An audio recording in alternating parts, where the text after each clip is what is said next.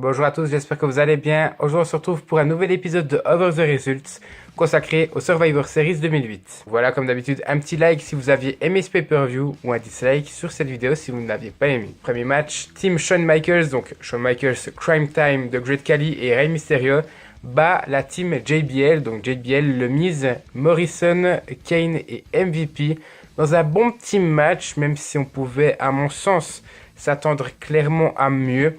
Et puis, il y a un truc que je n'aime pas. Alors, ça, il n'y a plus vraiment ça dans les Survivor Series traditionnels tag team match aujourd'hui.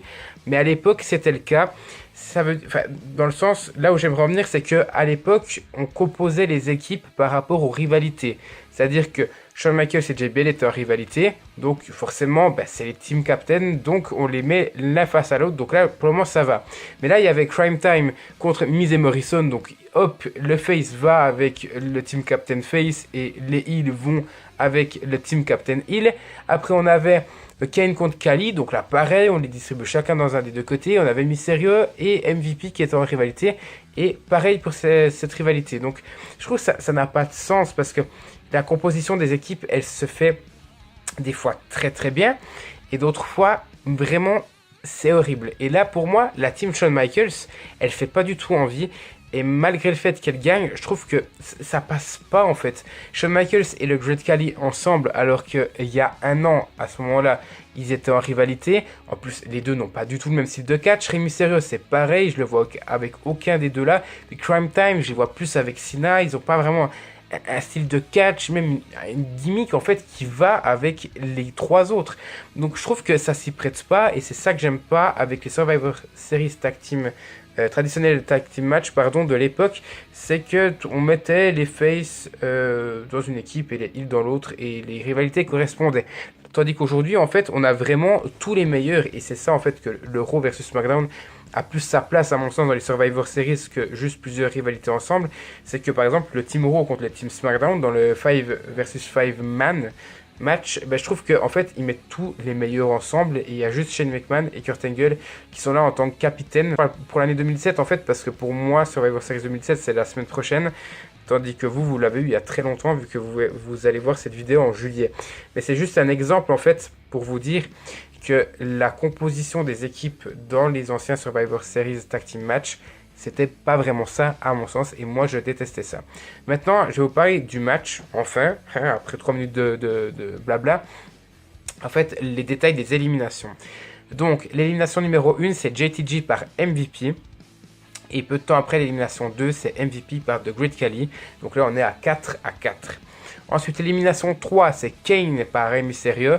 Puis l'élimination 4, c'est Chad par The Miz. Donc là, on est à 3-3.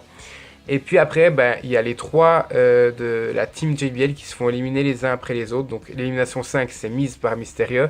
L'élimination 6, c'est JBL par décompte à l'extérieur, alors qu'il se battait avec Shawn Michaels. Shawn Michaels aura eu le temps, juste vraiment à la limite de remonter sur le ring avant le compte de 10.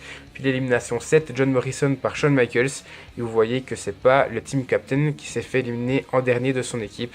Donc les survivants sont Khali, Mysterio et Shawn Michaels. Et là encore une fois, à l'image de ce que je disais avant, les trois ne vont pas du tout ensemble, mais ils ont quand même eu, entre guillemets, l'honneur d'être les survivants de leur équipe.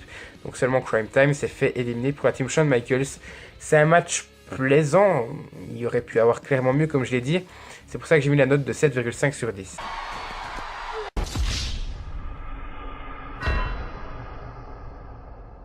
Deuxième match, Team Raw, donc toutes les divas de Raw bat la Team Women's de SmackDown. Donc la Team Raw était composée de Beth Phoenix, Mickie James, Jillian, Candice Michelle et Kelly Kelly.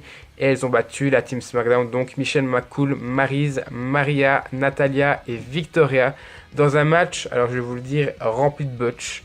Vraiment, ce match est une catastrophe. Je me demande si c'est pas le Survivor Series Tag Team match le plus mauvais que j'ai vu jusqu'à maintenant dans ma vie. Et j'ai marqué, on va dire, le fil rouge du match, c'est la mésentente en fait de toutes les divas de la team SmackDown qui n'arrivent pas du tout à s'entendre à travers le match. Maintenant au niveau des éliminations, donc la première élimination c'est Victoria par Kelly Kelly. Puis la deuxième, c'est Kelly Kelly par Maryse. Donc là, on est à du 4 contre 4. Ensuite, élimination 3, c'est la capitaine et championne des divas de la team SmackDown, donc Michelle McCool par Mickie James. Après que Maria ait frappé involontairement Michelle McCool. Donc là, encore une fois, ça va avec ce que je vous ai dit avec le fil rouge, donc la mésentente de la team SmackDown. Puis l'élimination 4, c'est Mickie James par Maryse. Donc là, il y a 3 à 3. Ensuite, on a la cinquième élimination, donc Natalia par Candice Michelle. Puis la sixième élimination, donc Jillian par Maria. Donc on est à 2 contre 2. Puis on a l'élimination 7, Maria par Candice Michelle. Puis Candice Michelle par Maryse par soumission. Donc on est à du 1 contre 1. Beth Phoenix, la team captain de la team Raw et championne féminine contre Maryse, la challengeuse de Michelle McCool pour le titre des divas. Et finalement, c'est Maryse qui se fait éliminer par Beth Phoenix. Donc, la Team Raw bat la Team SmackDown. Voilà, j'ai marqué, j'ai pas grand chose de plus à dire. C'est vraiment un match de merde qui est rarement bon, in-ringement, en guillemets parlant. C'est pour ça que j'ai mis la note de 3 sur 10 pour ce match-là.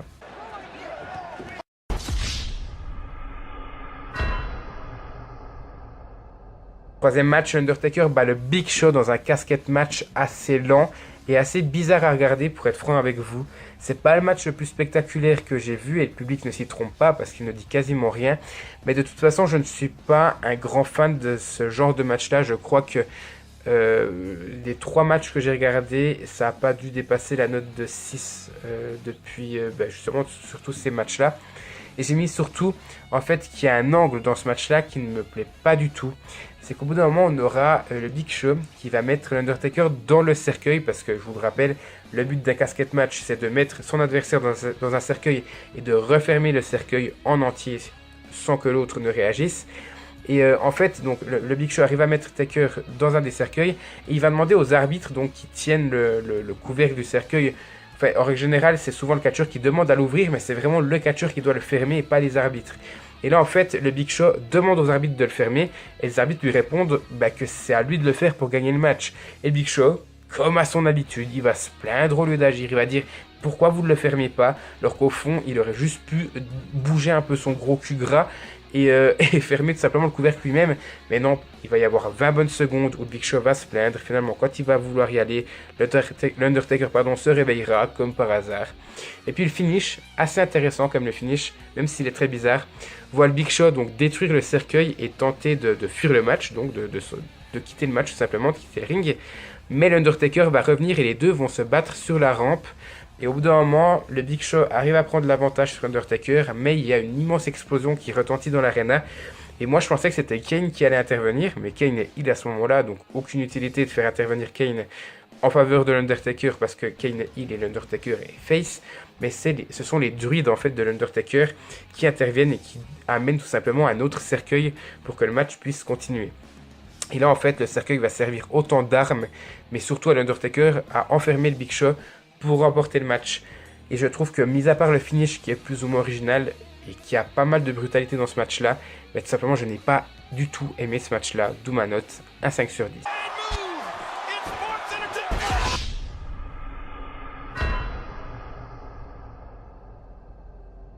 Quatrième match, Team Orton, donc Randy Orton, Cody Rhodes, Mark-Henry, Shelton Benjamin et William Regal battent la team Batista, donc Batista, Matt Hardy, CM Punk, Kofi Kingston et R-Truth dans un très bon match traditionnel, très très plaisant à regarder.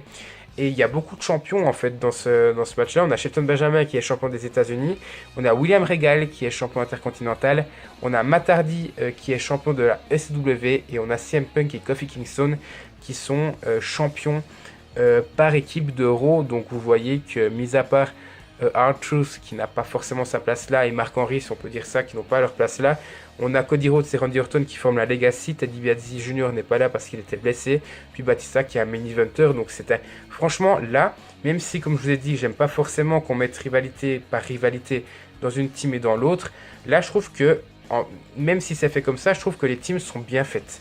Il n'y a pas grand chose à dire à part Henry du côté des heels et R-Truth du côté des face. Je trouve que les teams font bien, pas rêver, mais me plaisent bien en tout cas. Maintenant au niveau des éliminations, la première c'est William Regal par CM Punk après un GTS après seulement 5 secondes de match. puis R-Truth par Shelton Benjamin, donc on est à 4 contre 4. Et là, ça va changer un peu des deux autres matchs traditionnels que je vous ai cités avant. On aura 3 éliminations de la Team Face, donc de la Team Batista, oui. On aura Kofi Kingston par Randy Orton, puis CM Punk par Cody Rhodes après une intervention de Manu, et puis Matt Hardy par Mark Henry. Donc là, il restera plus que Batista pour sa team, tout simplement. Et là, Batista va en éliminer 2, donc il va éliminer Mark Henry puis Shelton Benjamin. Donc au lieu d'avoir un 4 contre 1, ça se réduit à 2 contre 1. Mais Batista se fera éliminer par Randy Orton après une ruse. Donc Cody Rhodes et Randy Orton sont les survivants de leur team, donc la team Orton, la team Batista. Et c'est assez intéressant de marquer, je pense, que Randy Orton est la superstar qui a été le plus, en guillemets, survivant de sa carrière, parce que il a toujours été là. Dolph Ziggler l'a fait aussi pas mal de fois, mais Randy Orton a toujours été là, et vraiment, je pense que c'est le mec qui a le plus été survivant dans ce genre de match-là. Et puis j'ai marqué match sans réelle controverse parce qu'il n'y a pas de heel turn, il n'y a pas d'intervention. Et ça c'est pareil pour les 3 matchs traditionnels. Mais je trouve que ce match-là est une copie parfaite dans son genre, dans un match clean, vraiment. J'ai rien à dire. C'est pour ça que j'ai mis la note de 8,5 sur 10.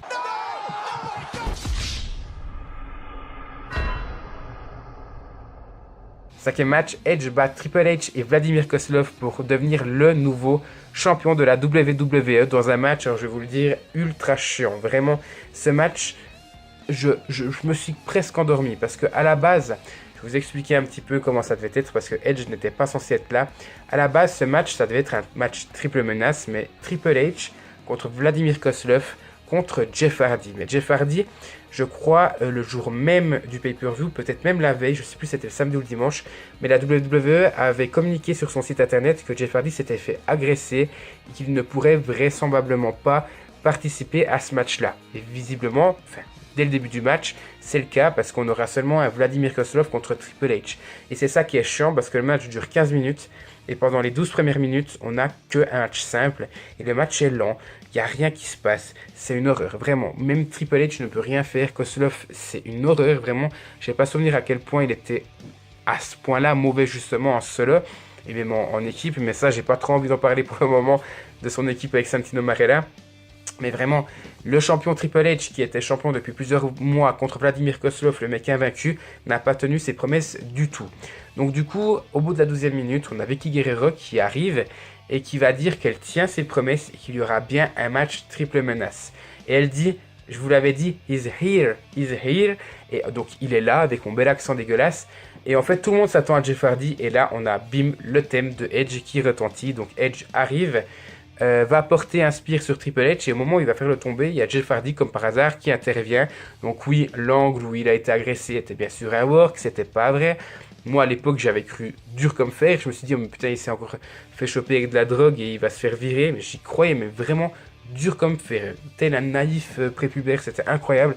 Non vraiment, Jeff Hardy arrive de nulle part, il va attaquer Edge, il ira chercher une chaise. Et il voudra porter un coup de chaise justement sur Edge, mais Edge va éviter le coup et c'est Triple H qui va le recevoir. Il va se retourner et Jeff Hardy va donner un coup de chaise à Vladimir Kozlov. Il va lâcher la chaise avec le coup parce qu'il est assez rude, le coup est vraiment très très violent. Et au moment où il va ramasser la chaise et il veut porter à nouveau un coup de chaise sur Edge, Edge a été plus rapide et porte un spear sur Jeff Hardy et il profitera que tout le monde soit KO pour aller faire le tomber sur Triple H et deviendra donc le nouveau champion de la WWE. Vraiment, j'ai marqué un finish de génie, l'un de mes préférés, vraiment incroyable, mais c'est un finish de génie pour un match totalement pourri. C'est pour ça que j'ai mis pile la moyenne pour moi, un 6 sur 10.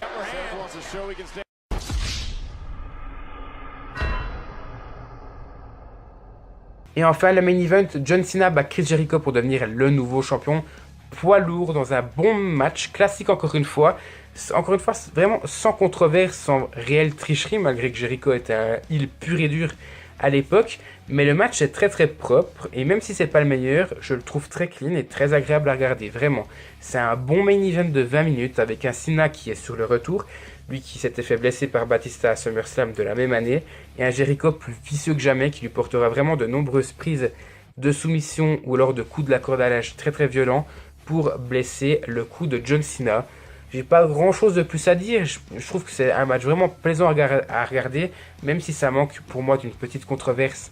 C'est ce qu'on avait pu reprocher à Survivor Series 2013, Et au contraire, justement, l'inverse de Survivor Series 2014, c'est qu'il n'y a pas de truc qui nous fait dire en fait, waouh, ça je l'ai pas vu venir, c'est une putain de controverse ou un putain de moment.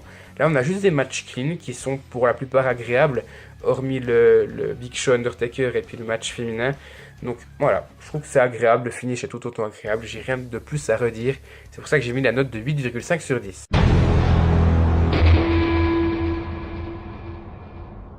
Voilà, merci à tous d'avoir suivi cette vidéo. N'hésitez pas encore une fois à la liker ou à la disliker en fonction de si vous l'avez aimé ou non. À laisser un petit commentaire et à vous abonner si le contenu vous plaît. Et nous on se retrouve tout bientôt pour la suite de la chaîne.